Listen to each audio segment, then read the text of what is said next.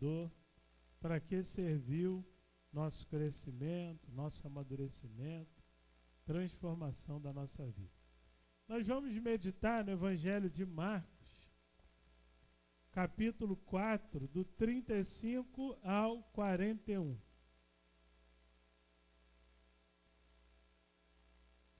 Evangelho de Marcos,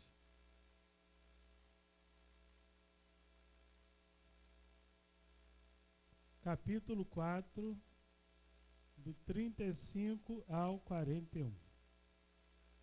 Naquele dia, ao anoitecer, ele disse aos seus discípulos: vamos para o outro lado do lago.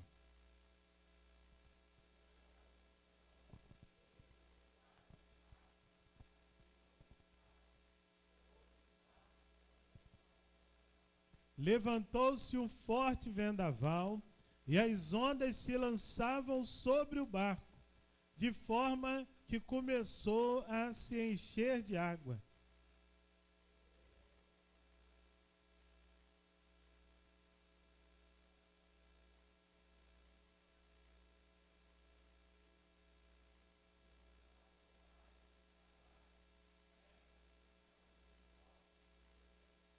Ele se levantou, repreendeu o vento e disse ao lago: aquiete-se, acalme-se.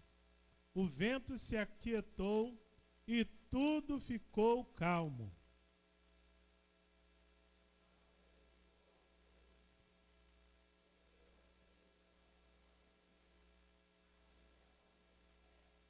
Eles estavam grandemente apavorados e perguntavam uns aos outros: quem é este que até o vento e o mar lhe obedecem? Deus abençoe a leitura da sua palavra e que pelo seu Espírito aplique em nosso coração. Amém? O texto começa falando que naquele dia ao anoitecer. Que dia foi esse? O dia em que Jesus, à beira do lago, estava ministrando a parábola, outras também, mas essa nós falamos sobre ela de manhã, a parábola do semeador. A gente sabe que ele ensinou várias parábolas ali, mas a que nós destacamos hoje foi essa. Foi no mesmo dia que ele estava ensinando essa parábola, ao anoitecer, ele chamou os discípulos para atravessarem o lago. Deixaram a multidão, entraram nos barcos e foram. E disse que outros barcos acompanhavam o barco de Jesus. Quando, de repente, levantou-se um forte vendaval e as ondas se lançavam sobre o barco, de forma que começou a se encher de água. Quando refletia sobre essa mensagem, eu lembrei um dia que resolvemos passear numa praia, lá no Rio de Janeiro, que não dá para chegar de carro. A gente vai de carro até num lugar e pega um barquinho para ir até essa praia. E fomos em família, um passeio de sábado ou feriado, não lembro bem. E quando a gente foi, o mar estava tranquilo. Mas ao final da tarde, quando a gente voltou, o mar estava um pouquinho agitado, né? Uma marolinha de nada lá. E aí espirrava um pouco mais de água na gente, né? Porque o barco vai cortando as ondas e é inevitável.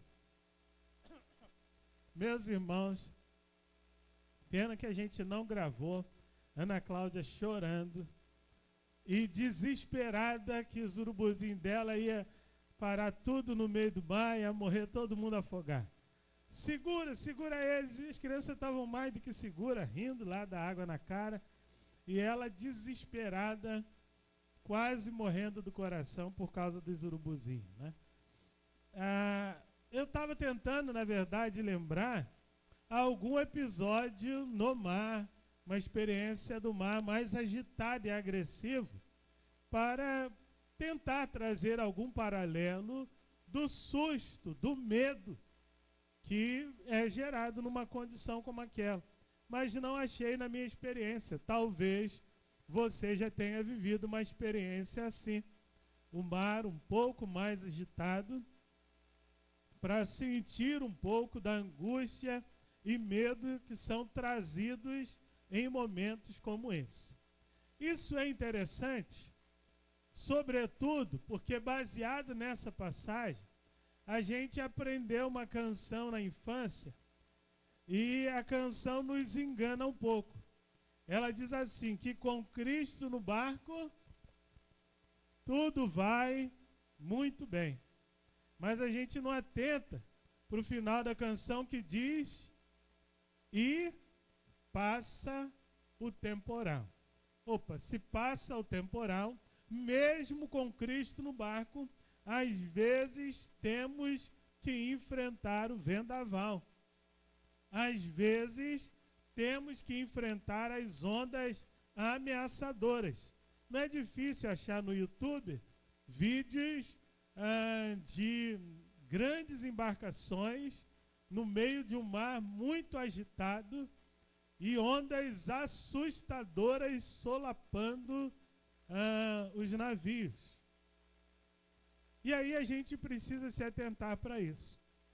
Porque, às vezes, alguns se entregam a Jesus Cristo numa expectativa de que vai tudo bem. Eu não vou ter que enfrentar enfermidade. Olhei ali o Juliano, lembrei, dias atrás, a mãe dele lá, com o rim todo ruim, e uma situação extremamente assustadora. Depois a Yasmin também, né, pulmão. Não vai tudo bem. Com Cristo nós passaremos por aflições. E Ele mesmo nos disse isso. No mundo vocês terão aflições, mas tenham bom ânimo. Essa foi a mensagem, ou é a mensagem de Jesus Cristo para nós.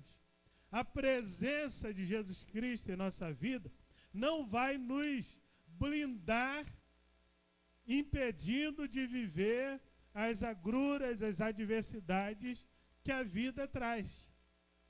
Teremos muitas vezes que enfrentar dificuldades e temporais. A diferença é que ter Jesus ao lado é garantia de vitória. Só o Joaquim e a Eliane creem. Pelo menos dois, né? Melhor que nada, né?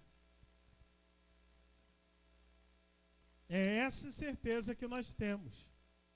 Quando o Senhor ministra Josué para a conquista da terra prometida, ele diz assim: só tenha o cuidado de fazer conforme está escrito, não se desvie nem para a direita nem para a esquerda, e eu estarei contigo por onde quer que você andar. Viriam as guerras, mas Deus disse: eu estarei com vocês. Isso significaria que Deus iria dar proteção, que Deus iria dar direção e que até mesmo Deus iria dar a vitória. Algumas guerras foram ganhas sem o povo fazer quase nada. Teve vez que Deus fez chover pedra dos céus para matar os inimigos. Ter o Senhor ao lado é a garantia de que venceremos, não a garantia de que não passaremos lutas e aflições. A reação dos discípulos se contrasta com a de Jesus Cristo. Jesus dormia e os discípulos se desesperavam, gritavam. Irmãos, nenhuma crítica aos discípulos, apesar do próprio Jesus ter repreendido aos discípulos, perguntando se eles ainda não tinham fé. Eu não vou tirar uma onda aqui com os discípulos dizendo: se fosse eu ia ficar tranquilo, porque eu sei de Jesus isso, ou eu sei de Jesus aquilo. A reação deles foi uma reação natural. E reagir com fé não é uma reação natural. é uma reação racional. Se você conseguir, racional e sobrenatural, se você conseguir raciocinar um pouco, pensar o que está acontecendo e quais são as suas alternativas, você vai se lembrar de Deus. E se você se apegar a Deus, não quer dizer que você não vai temer, mas se você se apegar a Deus, você terá mais condição, mais equilíbrio para enfrentar aquele momento difícil, aquele momento adverso. Eles foram acordar Jesus, e esse texto sempre me intrigava, né? Porque eu falava, como é que pode dormir no meio de uma tempestade? Eu demorei para entender que era Jesus. É porque ele era quem ele era, que ele conseguiu estar dormindo plenamente tranquilo em meio àquela tempestade. Quando a gente está diante de algo sobre o que a gente sabe que tem poder de controlar, a gente se desespera? O que você acha? Não.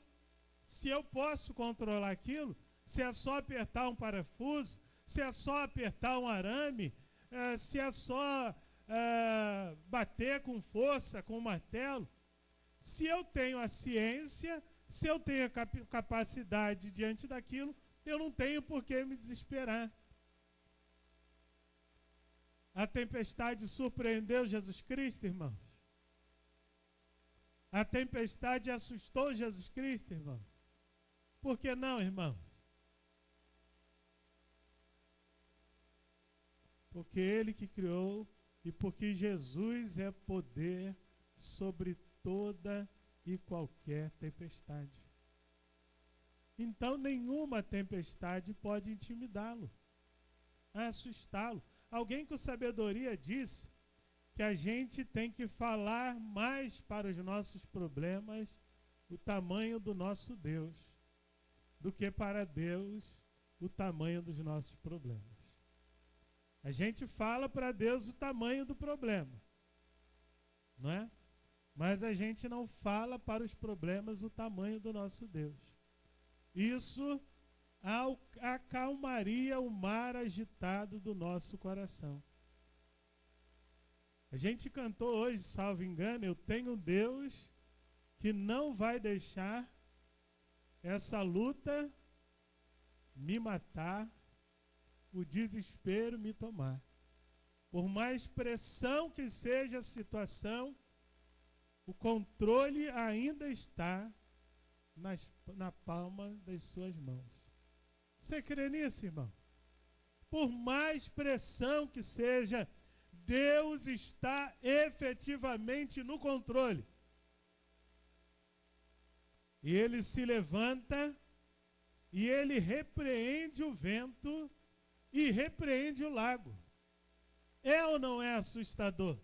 O texto diz que os discípulos estavam grandemente apavorados. Apavorado já é superlativo. Poderia dispensar o grandemente. Mas aqui há uma ênfase do quão assustados eles estavam. Mas quem é esse? Eles jamais tinham visto algo igual. Alguém com poder de repreender o vento e o mar. E o vento obedeceu. E o mar, de igual maneira, obedeceu. Aí Jesus diz para eles, por que vocês estão com tanto medo? Ainda não têm fé? Irmãos, para mim o principal ensinamento desse texto é como a fé em Jesus Cristo é o elemento de fundamento importante, principal, para nós vencermos as muitas guerras da vida. Não adianta ir para Jesus acreditando que não vai ter dificuldades. Eu lembro do irmão Zé Cleto contando a dificuldade de construir um muro na sua casa e a tristeza de um dia, acho que ao amanhecer, ver o muro caído, né?